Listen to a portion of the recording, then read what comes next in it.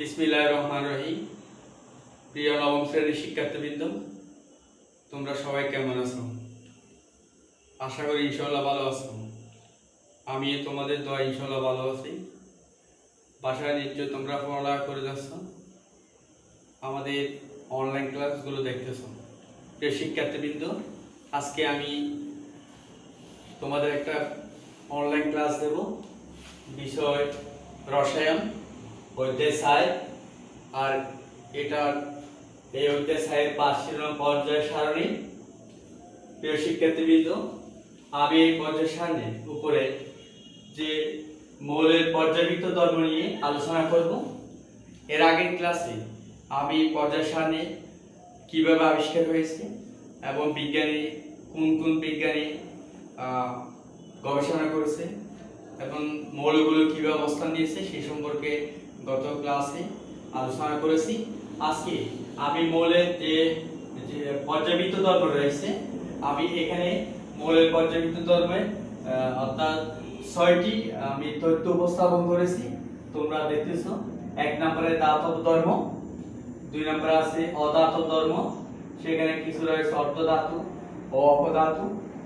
3 নম্বরে আছে পরমাণুর আকার অর্থাৎ মৌলের আকার বা ব্যাসার্ধ। 4 নম্বরে আছে মৌলের আয়নীকরণ শক্তি। 5 নম্বরে আছে মৌলের ইলেকট্রন আসক্তি। 6 নম্বরে আছে যেটা শেষ অর্থাৎ পর্যায়বৃত্ত ধর্ম, তড়িৎ ঋণাত্মকতা। প্রিয় শিক্ষার্থীবৃন্দ, আমি চেষ্টা করব আজকে এই পর্যায়বৃত্ত অর্থাৎ ধর্মগুলো আলোচনা করার জন্য। তো এর আগে তোমাদেরকে আমি একটু পর্যায়ে যে সারণী, এটা আমি তোমাদের গত ক্লাসে এটার উপর অর্থাৎ এই পর্যায় সারণীর উপর আলোচনা করেছি, গ্রুপ এবং পর্যায় সংখ্যা। তো তোমরা দেখো এখানে অনেকগুলো মৌল রয়েছে, 118টি মৌল রয়েছে এবং এই মৌলের পর্যায় সংখ্যা রয়েছে 7টি এবং গ্রুপ রয়েছে 18টি। আজকে এই 7টি পর্যায়ের মধ্যে যে মৌল রয়েছে সেই মৌলের অর্থাৎ ধর্ম নিয়ে আমি আলোচনা করব। তো দেখো, প্রথমে যে ধর্মটা রয়েছে দাতব ধর্ম। তো আমরা অথবা ধাতু মৌল, তো আমরা জানি কোনটা ধাতব পদার্থ অথবা ধাতব মৌল। যে মৌল অর্থাৎ চকচক করে, শক্ত, ঝনঝন আওয়াজ করে, এই সমস্ত মৌল হচ্ছে ধাতব মৌল। তো ধাতব মৌলের যে বৈশিষ্ট্য বা প্রধান যে একটা ধর্ম রয়েছে তার, সেটা হচ্ছে তারা রাসায়নিক বিক্রিয়ায় অর্থাৎ ইলেকট্রন গ্রহণ করে। ইলেকট্রন দেখো, আমি একটা মৌল দিচ্ছি যেটা হচ্ছে ধাতব মৌল ইলেকট্রন প্রদান করে অর্থাৎ ত্যাগ করে, আর গ্রহণ করে অধাতব মৌল। তাহলে প্রথম এই যে সোডিয়াম, সে কি করে? সোডিয়াম একটা ধাতব মৌল, এই ধাতব মৌলটা ইলেকট্রন অর্থাৎ প্রদান করে, ত্যাগ করে ধনাত্মক আয়নে পরিণত হয়। তো এই ধরনের অর্থাৎ যে এরা বিশেষ করে পর্যায় সারণী বাম দিকে অবস্থান নেয়। এই পর্যায় সারণী অর্থাৎ তোমরা দেখো বাম থেকে ডানে যত যাব আমরা ধাতব পদার্থ মৌল পেয়ে থাকি, আর বাম দিকে ধাতব মৌল গুলো অবস্থান করে। প্রিয় শিক্ষার্থীবৃন্দ, এখন আমরা যাব অধাতব ধর্ম। তো অধাতব মৌল খারাপ, যারা অর্থাৎ ঝনঝন শব্দ করে না, চকচক করে না অথবা আওয়াজ করে না, এরা হচ্ছে অধাতব মৌল। পর্যায় সারণী অর্থাৎ বাম থেকে আমরা যখন ডান দিকে যাই, তখন অধাতব মৌলগুলো আমরা পেয়ে থাকি। প্রিয় শিক্ষার্থীবৃন্দ, তাহলে আমরা অধাতব মৌলের একটা বৈশিষ্ট্য দেখব, সেটা হচ্ছে যেমন ক্লোরিন, আমি এখানে লিখতেছি, এটা হচ্ছে একটা অধাতব মৌল।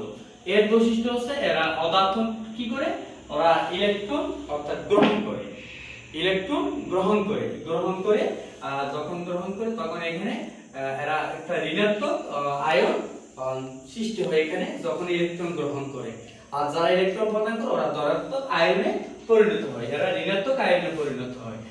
এখানে আমি একটু লিখলাম অর্ধধাতু এবং অপধাতু।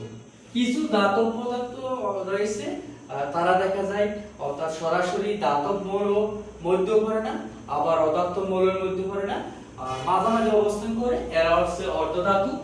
আর কিছু ধাতু অর্থাৎ মৌল রয়েছে যারা দেখা যায় যে ইলেকট্রন গ্রহণও করে আবার ত্যাগও করে। প্রিয় শিক্ষার্থীবৃন্দ, তাহলে সেই ধরনের একটা মৌল আমি তোমাদেরকে এখানে লিখতেছি, যেটাকে আমরা অপদার্থ, যেমন সিলিকন। সিলিকন, এই সিলিকনের বৈশিষ্ট্যের মধ্যে দেখা যায়, অর্থাৎ এই ধরনের মৌলগুলো ইলেকট্রন গ্রহণ করে আবার ত্যাগ করে, এদেরকে বলা হয় যে অপদার্থ। প্রিয় শিক্ষার্থীবৃন্দ, তাহলে আমরা এরপরে যাব পরমাণুর আকার বা ব্যাসার্ধ। প্রত্যেক বস্তুর অর্থাৎ আকার রয়েছে। আমরা এখন দেখব পর্যায় সারণীর মধ্যে যে মৌলগুলো রয়েছে সেই মৌলগুলো অর্থাৎ আকার বা তাদের ব্যাসার্ধ দেখব। তো আমরা এখানে দেখেছি এই পর্যায়ের মধ্যে পর্যায়ের বাম থেকে ডান দিকে যখন যায় তখন মৌলগুলোর আকার বা ব্যাসার্ধ কমতে থাকে। তাহলে এটা একটা তার বৈশিষ্ট্য। পরমাণু বা মৌলগুলো পর্যায় সারণীর বাম থেকে তার ডান দিকে, আমরা এই পর্যায় সারণী যদি আমরা এখানে ধরি তাহলে আমরা এখানে দেখি, অর্থাৎ এখান থেকে এই বাম থেকে আমরা ডান দিকে গেলে মৌলগুলো অর্থাৎ আকার বা ব্যাসার্ধ কমতে থাকে। কিন্তু সেখানে আমরা আরেকটা বৈশিষ্ট্য হয়, বাম থেকে ডান দিকে যখন যায় মৌলগুলোর পারমাণবিক সংখ্যা কিন্তু বৃদ্ধি পায়। তাহলে আমরা আকার বা ব্যাসার্ধ পেয়েছি, ব্যাসার্ধ অর্থাৎ বাম থেকে পর্যায়ের বাম থেকে ডানে গেলে আকার বা ব্যাসার্ধ কমতে থাকে, কিন্তু বাম থেকে ডানে গেলে পারমাণবিক সংখ্যা বাড়তে থাকে। প্রিয় শিক্ষার্থীবৃন্দ, তাহলে তোমরা নিশ্চয় এই তিনটা অর্থাৎ পর্যাবৃত্ত ধর্ম বুঝেছো। এরপরে আমরা যাব আয়নীকরণ শক্তি। মৌলগুলো আয়নীকরণ শক্তির মধ্যে দেখা যায় অর্থাৎ পর্যায়ে বাম থেকে যখন বাম থেকে ডান দিকে মৌলগুলো দেখা যায় এখানে ব্যাসার্ধ আমরা আগে যে পেয়েছি ব্যাসার্ধ বা আকার কমতে থাকে, অর্থাৎ মৌলগুলো আকার বা ব্যাসার্ধ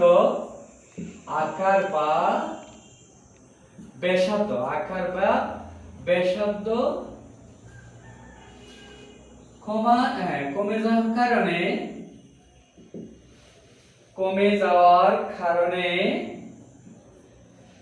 কারণে অর্থাৎ আয়নীকরণ শক্তি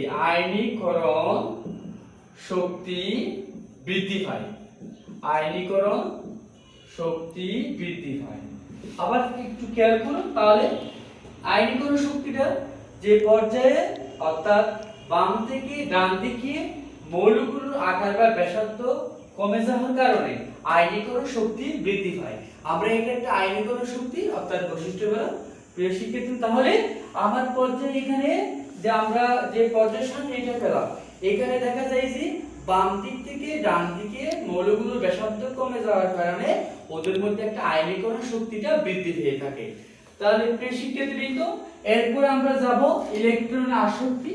তাও কিন্তু আমরা এই অর্থাৎ বৈশিষ্ট্যের সাথে অর্থাৎ এই ধর্মের সাথে আমরা কিন্তু এক করতে পারি। এই ইলেকট্রন আসক্তির মধ্যে কিন্তু এই অবস্থা, অর্থাৎ পর্যায়ের বাম দিক থেকে ডান দিকের মৌলগুলো আকার বা ব্যাসার্ধ কমে যাওয়ার কারণে এর ফলেও কিন্তু দেখা যায় ইলেকট্রন আসক্তিটা বৃদ্ধি পায়। তো প্রিয় শিক্ষার্থীবৃন্দ, তারপরে তড়িৎ কিন্তু ধনাত্মক কিন্তু একই অবস্থা, ঋণাত্মক তড়িৎ ঋণাত্মকতা এটাও কিন্তু সেম অবস্থা, যে তাদের বৈশিষ্ট্যটা এই আমি এখানে যে একটা অর্থাৎ ধর্ম লিখছি, এই ধর্মের সাথে অর্থাৎ তড়িৎ ঋণাত্মকতার ধর্মটা মিল রয়েছে। এই অর্থাৎ ব্যাসার্ধ বা আকার কমে অর্থাৎ বাম দিক থেকে ডান দিকে কমার কারণে এদের কি রয়েছে অর্থাৎ তড়িৎ ধনাত্মকতা অর্থাৎ কি হয় বৃদ্ধি পায়। তো প্রিয় শিক্ষার্থীবৃন্দ, আমি এখানে যে বৈশিষ্ট্যগুলো লিখছি এই অর্থাৎ ধর্মগুলো আমি যে আলোচনা করেছি, তোমরা আরেকটু সাহিত্য বই ভালো করে দেখবে। আমার আলোচনা কিন্তু বাইরেও কিন্তু আরো এখানে তথ্য রয়েছে।